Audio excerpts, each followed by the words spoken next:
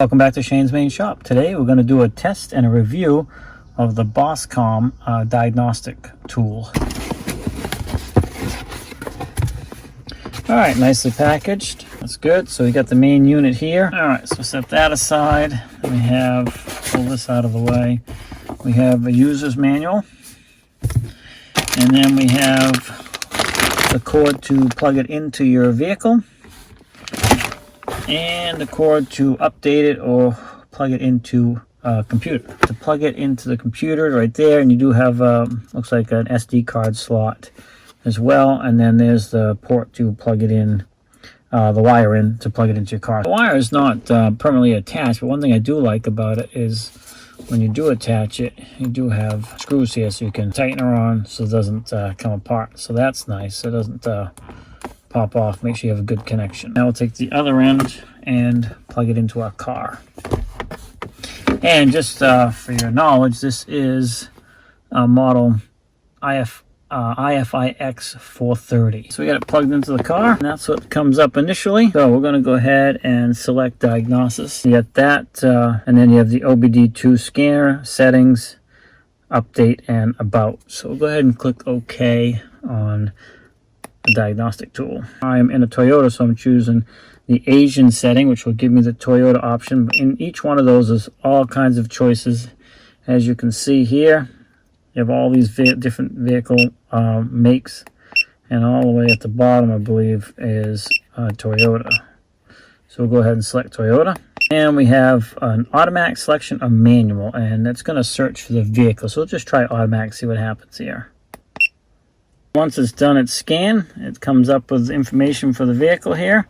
In this case, it did. We have a model year of 2011, engine type, 6 cylinders, transmission is the ECT 5th generation, and system identification, it says it's gasoline. So we're just going to go ahead and click the OK button and see where it takes us next. Okay, so North America, Europe, or other. Well, we're in North America. It's a Highlander, so we'll scroll down to Highlander. And to move around, you get this button right here. You can go up, down, left, or right. So we're going to go down, choose Highlander, click OK. And I guess we got to put the year in again. I think we do have a smart key, yeah.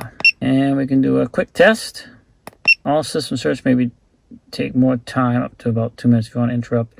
Okay, we don't want, yes, we want to continue. So we're going to go ahead and click yes. Reading fault codes.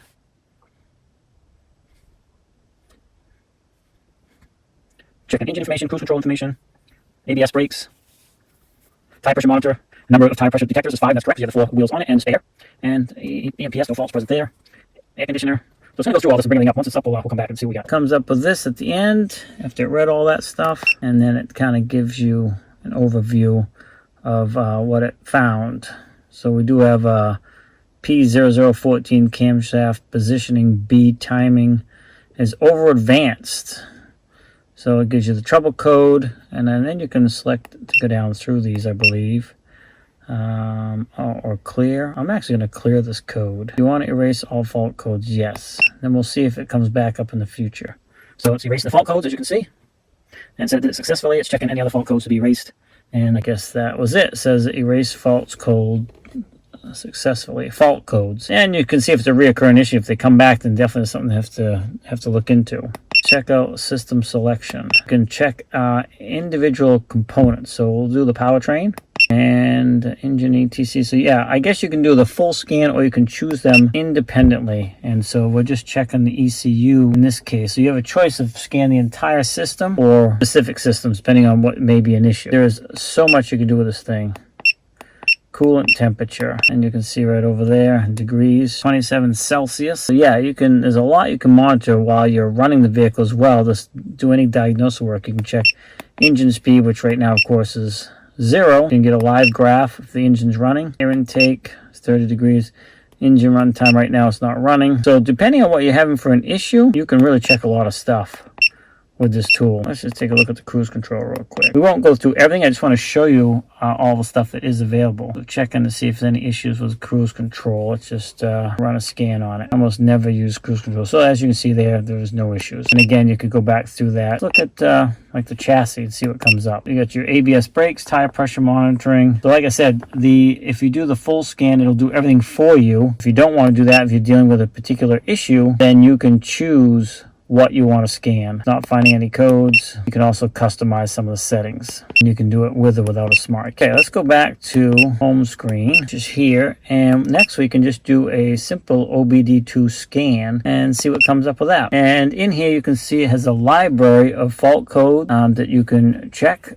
If you come up with a code to kind of tell you what the code means. Right now we're going to go ahead and run a scan. So again, you can do auto scan or check out some things independently. Let's go ahead and just do the auto scan. So multi-function indicator is off. Misfire monitoring ready. It also tells you everything that's ready. That's actually catalyst monitoring. Some of the stuff you can do with this is not available in every vehicle. Secondary air system. There's so much stuff here. Oxygen sensors that you can look into if you're having issues. IMS ready, and you can see there's a multitude of other things here that you can do. You can look up the vehicle information, VIN number, calibration, all kinds of OBD monitoring conditions, ignition cycle counter 3,594. That means that's how many times it's been turned on. I wonder if that's what that is. Lots of things here. So there's a lot of code readers and scan tools out there, but this one definitely is a little more robust than many of your homeowner versions. This thing really has a lot of stuff that you can check on and work through it. And if you have a code, you can go over here and enter the code in, and it'll kind of give you a little bit more information about what the issue may be. All right, back to the home screen here. We can go into settings, and this way we can change the language, change the units, whether it's metric or standard. You can shut off the beep if you want. It has a log. You can test the LCD monitor and a button test to make sure it's working properly. So that's in the settings section. Then if you have to update it, you can select this and plug your wire in. You can do it through Wi-Fi or via the USB cable. So you have an option if you want to hook the Wi-Fi to do that, or cable. So that's pretty handy as well. And then last but not least, there is an about section here, and it tells you about the system itself. Pretty basic information there. But yeah, if you're trying to diagnose an issue with your vehicle, I definitely would recommend this. I have several of these different tools now, and many of them work pretty well. I can't complain about them. This one is definitely more robust, and it was able to read a lot more things than some of the smaller units. So I guess I certainly could say I could recommend this tool. It's definitely pretty handy. I like the complete diagnostic. There is so many vehicles in here, so it's going to look up and find the specific information for the vehicle you're driving. So keep that in mind. If you go into the Chinese section here, you have all kinds of different vehicles that are available in that market.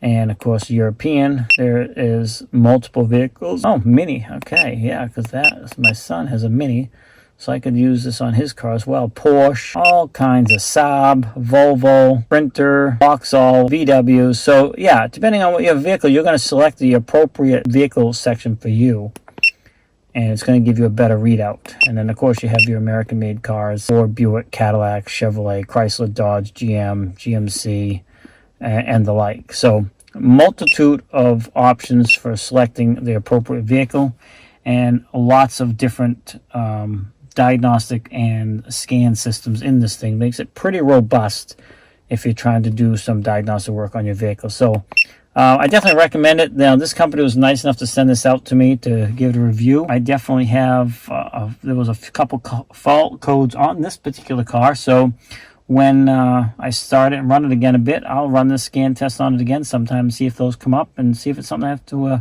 address.